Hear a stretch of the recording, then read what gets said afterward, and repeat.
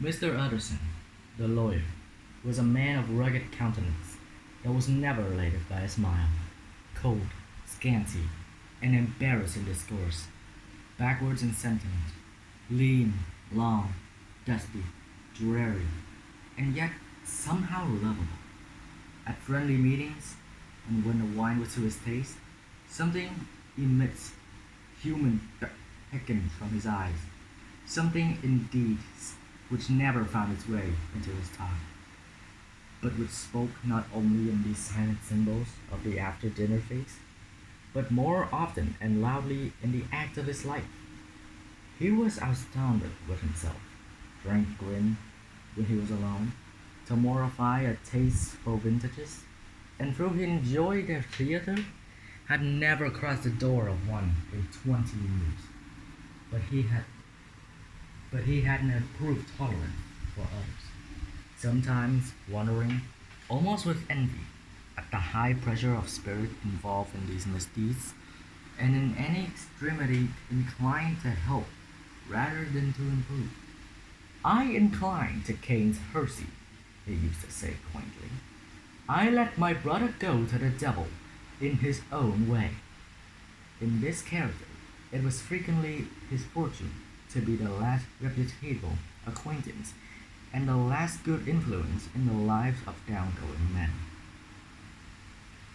And to such as these, so long as they became to his chambers, he never marked a shade of change in his demeanor.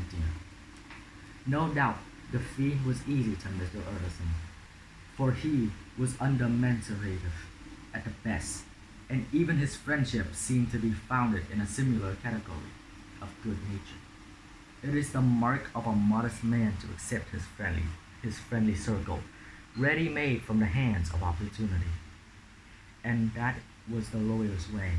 His friends were those of his own blood, or those whom he had known for the longest. His affection, like ivy, were the growth of time.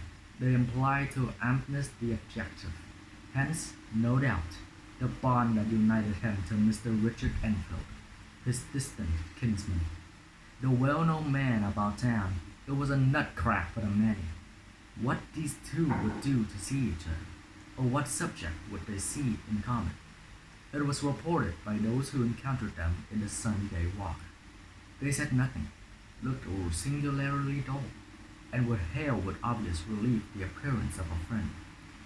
For all that, the two men put a great store by these executions, counted them the thief, the chief, the jewel of each week, and not only set aside occasions of pleasure, but even resisted the calls of business, that they might enjoy them interrupted.